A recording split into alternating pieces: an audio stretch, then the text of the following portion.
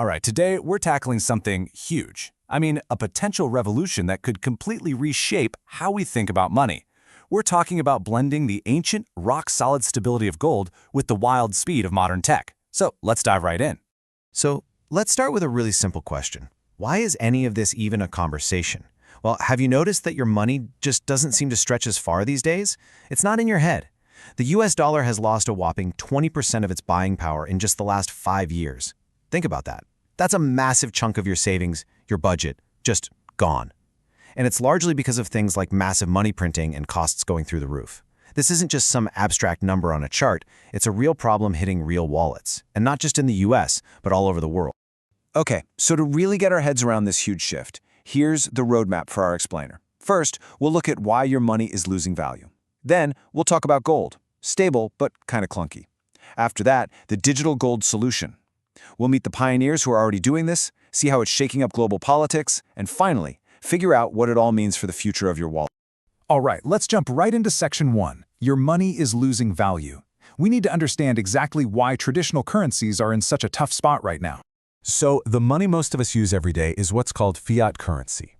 Dollars, euros, yen. The tricky thing is, its value comes from one thing: the government saying it has value. It isn't backed by anything physical, like gold.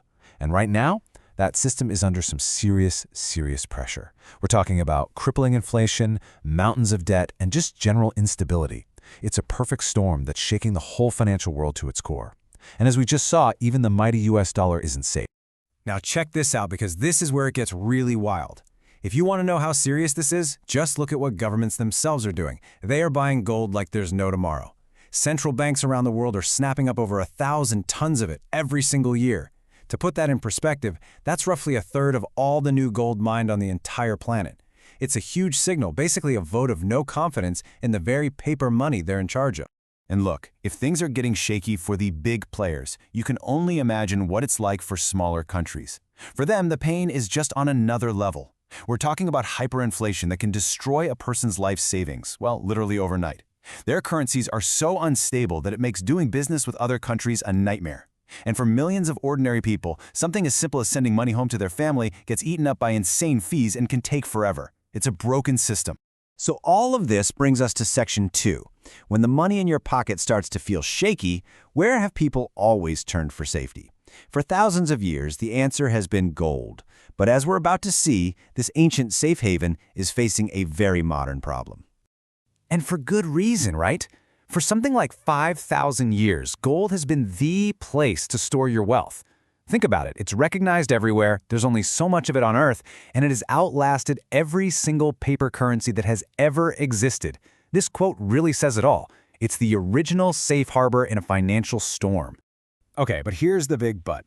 For all its strengths, physical gold is just, well, it's terrible for everyday life in 2024.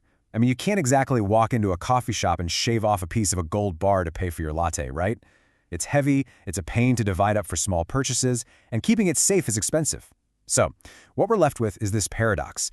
We have an asset with near-perfect stability, but just awful usability. And that, right there, leads us straight into section 3, the digital gold solution. What if you could take that 5,000-year-old stability and mash it together with today's technology? This is where things get really interesting, because that's exactly what's happening. The core idea here is something called a sovereign gold-backed token. Okay, let's unpack that. It's a digital coin, kind of like a crypto coin, but with a massive difference. It's issued by an actual government, and each and every token is 100% backed by real, physical gold sitting in that country's vaults. You can even trade it back in for the real thing. It's basically a digital IOU for gold, guaranteed by an entire nation. And that's a world away from private tokens backed by a company. This has the weight of a country behind it. Okay, but how do you actually trust it? How do you know the gold is really there? Well, the system is built on transparency. Here's how it works. Step 1. The physical gold bars get locked up in a secure government vault. Step 2. A big, independent auditor, someone like KPMG, comes in and physically counts the bars to make sure they exist. Step 3. A digital token is created for each unit of gold, 1-to-1. And finally, step 4. Every single time a token moves, it's recorded on a public blockchain, which is like a digital record book that no one can ever change. See? It's not about trusting a promise. It's about having verifiable proof. And what's cool is that this isn't a one-size-fits-all deal. There are basically two main flavors of these tokens. The first kind are floating tokens. Simple enough, their value just goes up and down with the real-time price of gold. The second kind are hybrid tokens. These are a little different. They're pegged to a regular currency, say the US dollar, but they use the gold in the vault as the anchor to keep the value from bouncing all over the place. So you get different tools for different jobs. All right, enough with the theory. Let's get into Section 4 and look at who's actually doing this. This isn't some far-off future idea. There are pioneers out there right now putting this into action. We're going to check out what's happening in Bhutan, Kyrgyzstan, and Zimbabwe. First up, let's head to the Himalayas, to the Kingdom of Bhutan. They've launched something called Tyr, which literally means treasure, and they've built it on the Solana blockchain, which is a really interesting choice. Why? Because it's known for being incredibly fast and super cheap to use. So what's Bhutan's game plan with Tyr? It's all about attracting global investment. They're essentially creating a super stable, trustworthy digital asset that says to the world, hey, here's a safe place to put your money. And to really prove it's the real deal, you can actually cash out your Tyr tokens for physical gold bars. That's a serious statement. Okay, next up is Kyrgyzstan, and they're taking a completely different path. They've created something called USDK, which is basically a digital dollar backed by gold. For them, it's not about attracting massive global investments. It's all about one thing: practicality for everyday people and businesses. USDK is one of those hybrid tokens we talked about earlier. It's pegged one-to-one with the US dollar, so its value doesn't jump around, making it perfect for daily transactions. The goal is super simple: make it way faster and cheaper for people and companies to send money and do business across borders. And they came out of the gate strong, launching with a $50 million issuance. They mean business. And our final case study takes us to Zimbabwe, a country that knows all too well the pain of a currency collapse. For them, this technology isn't just an innovation, it's a lifeline. They've launched a new digital currency called the ZiG, which stands for Zimbabwe Gold, as a core part of their strategy for an economic comeback. Now, the key thing to understand about the ZiG is huge. It's not just some optional digital asset. It is official legal tender in the country. That means it's the official money you can use for everything. To finally break their devastating cycle of hyperinflation, the ZiG is backed by a mix of assets, both gold and other foreign currencies, all with one single desperate goal: to bring back stability. Okay, so let's zoom out now for Section 5. We've seen these individual countries making moves, but what happens when this scales up to the global stage? What we're seeing is the beginning of a whole new system, and it's creating a pretty clear divide between the world's major powers. And leading the charge on one side is the BRICS alliance. You know, that growing group of major economies like Brazil, Russia, India, China, and South Africa. They're reportedly working on a new currency for trade called the unit, and the design is fascinating. It's supposed to be backed 40% by gold and 60% by their own currencies all pulled together.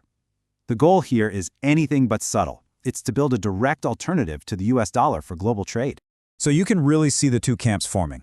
On one side, you've got the BRICS countries and other emerging markets. They're all in on gold-backed digital assets.